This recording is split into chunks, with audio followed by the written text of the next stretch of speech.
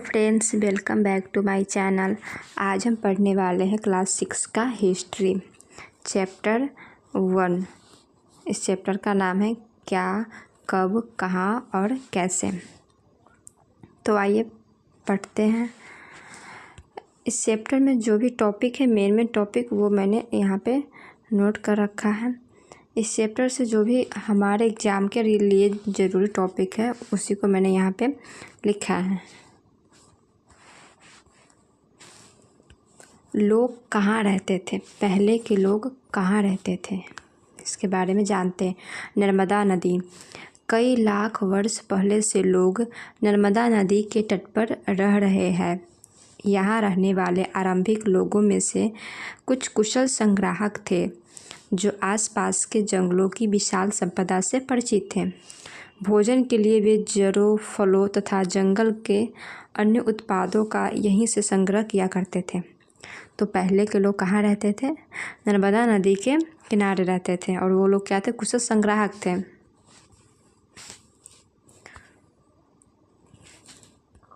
वे जानवरों का आखेट यानी कि शिकार भी करते थे। सुलेमान और किरधर पहाड़ियाँ। यहाँ 8000 वर्ष पूर्व स्त्री पुरुष ने सबसे पहले गेहूँ तथा जौ जैसी फसलों को उपजाना शुरू किया। ये बहुत ही इम्पोर्टेंट क्वेश्चन है। सबसे पहले गेहूँ तथा जौ कहाँ उपजाया गया? तो सुलेमान और किरधर पहाड़ियाँ में। इन्होंने भेड़, बकरी और गाय जैसे पशुओं को पालतू बनाना शुरू किया। सबसे पहले चावल विंध्य पहाड़ियों में उपजाया गया। ये भी इम्पोर्टेंट क्वेश्चन है। सबसे पहले चावल कहाँ उपजाया गया? तो विंध्य पहाड़ियों में उपजाया गया।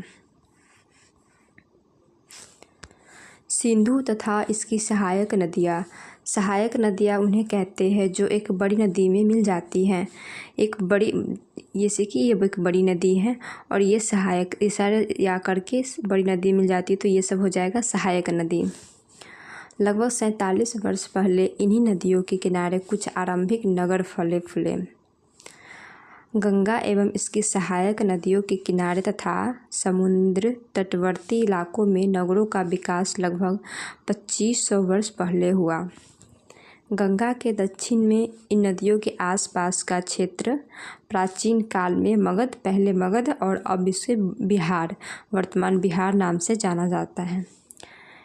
इसके शासक यानी कि मगध के शासक बहुत शक्तिशाली थे और उन्होंने एक विशाल राज्य स्थापित किया था। ठीक है, अब हम पढ़ेंगे देश के नाम। इंडिया शब्द इंडस से निकला है, जिसे संस्कृत में सिंधु कहा जाता है। इंडिया शब्द किससे निकला है? तो इंडस से निकला है। संस्कृत में क्या कहते हैं? सिंधु कहते हैं। ये भी इम्पोर्टेंट क्वेश्चन है। लगभग 25 वर्ष पहले उत्तर पश्चिम की ओर से आने वाले ईरानियों और यूनानियों ने सिंधु को हिंदोस अथवा इंदोस और इस नदी के पूर्व में स्थित भूमि प्रदेश को इंडिया कहा। इसी तरह हमारा देश का नाम पड़ गया।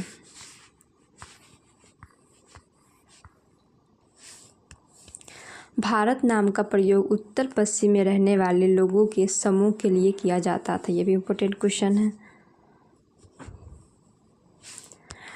अतीत के बारे में कैसे जानें?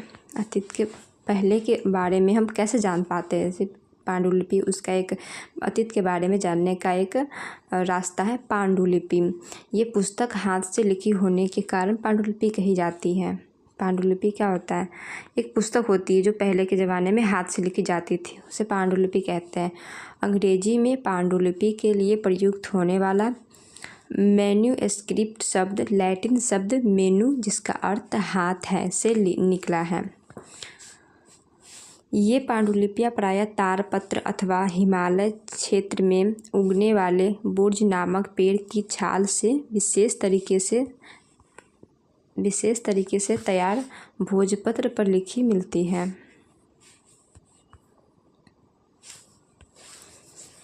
भोजपत्र पर लिखी मिलती हैं। ये पांडुलिपियाँ मंदिरों और विहारों में प्राप्त होता है। इस पुस्तक में धार्मिक मान्यताओं एवं व्यवहारों, राजाओं, जीवन, औषधियों तथा विज्ञान आदि सभी प्रकार के विषयों की चर्चा मिलती है। तो पांडुलिपि में क्या क्या मिलती है? धार्मिक मान्यताओं, राजाओं के जीवन, औषधि, विज्ञान, ये सब के बारे में पांडुलिपि में लिखी गई है मिलती हैं। इनमें से कई संस्कृत में लिखे हुए मिलते हैं, जबकि अन्य प्राकृतिक और तमिल में मिलते हैं। प्राकृतिक भाषा का प्रयोग आम लोग करते थे। ये इम्पोर्टेंट क्वेश्चन है। प्राकृतिक भाषा का प्रयोग आम लोग करते थे। अभिलेख, अतीत के बारे में जानने का एक साधन अभिलेख भी है। ऐसे लेख, अभिलेख क्या होता है तो इसके बारे में पढ़ेंगे। ऐसे लेख पत्थर अथवा धातु जैसे अपेक्षाकृत कठोर सतहों पर उत्कीर्ण किए गए मिलते हैं। अभिलेख राजा लोग लिखवाते थे पत्थर पे, वैसे अपने आदेशों को लिखवाने के लिए, बताने के लिए अभिलेख लिखाया जाता था। शासक अपने आदेशों को अभिलेखों पर लिखवाते थे। राजा रानियों के अपने कार्यों का विवरण तथा लड़ाइयों में अर्जित विजयों को लेखा जोखा भी अभिलेख में लिखवाया जाता था। पुरातात्विक पत्थर और ईंट से बनी इमारतों के अवशेषों, चित्रों तथा मूर्तियों का अध्ययन करते हैं। वे औजारों, हथियारों, बर्तनों, आभूषणों तथा सिक्कों की प्राप्ति के लिए छानबीन तथा खुदाई भी करते हैं। पुरातात्विक जानवरों, चिड़ियों तथा मछलियों की हड्डियां भी ढूंढते हैं। पांडुलिपियों, अभिलेखों तथा पुरातत्व से ज्ञात जानकारियों के लिए इतिहासकार प्रायः स्रोत शब्द का प्रयोग करते हैं।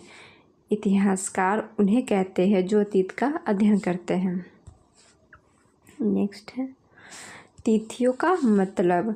वर्ष की गणना ईसाई धर्म के प्रवर्तक ईसा मसीह के जन्म की तिथि से की जाती है। 2000 वर्ष कहने का मतलब है ईसा मसीह के जन्म के 2000 वर्ष के बाद से। ईसा मसीह के जन्म के पहले की सभी तिथियां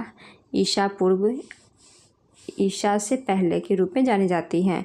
अंग्रेजी में BC, हिंदी में ईसा पूर्व का मतलब बिफोर क्रिश्चियन, ईसा पूर्व होता है। AD हिंदी में ई लिखाता है। एंडो डोमिनी नामक 2 लैटिन शब्द से बना है तथा इसका मतलब होता है ईसा मसीह के जन्म वर्ष के बाद।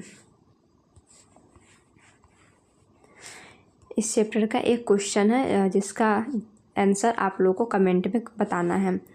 क्वेश्चन है गेहूं और जौ जैसी फसलें उगाने के सर्वप्रथम साक्ष्य निम्नलिखित में से किस स्थान में मिले हैं। ऑप्शन ए है गारो हिल्स, ऑप्शन बी है मालाबार हिल्स, ऑप्शन सी है सुलेमान और किरधर हिल्स, ऑप्शन डी है नीलगिरी हिल्स। तो इसका आंसर आपको कमेंट में बताना है।